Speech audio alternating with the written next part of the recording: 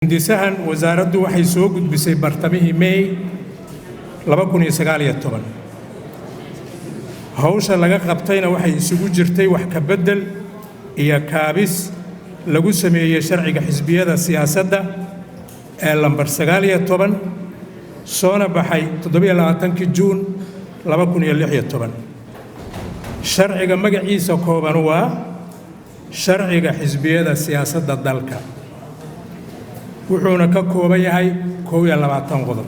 maadaama nuqulka sharcigan la qaybiyay, waxaan rajaynayaa in laga maarmi karo inaan qodob u wada marno. taa beddelkeeda waxaan faallo guud oo kooban ka bixinayaa hawsha laga qabtay dib u eegista sharcigan.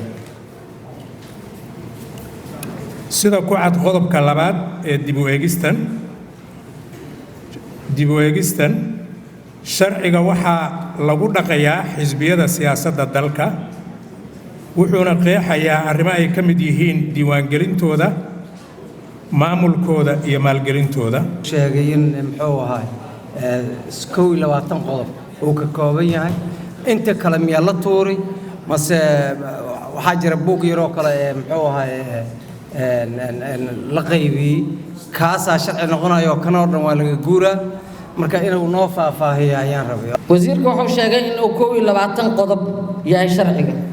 bargaraafka 2 qodobka 13aad wax ka bedelida lagu sameeyay qodobka 13aad ku qoran.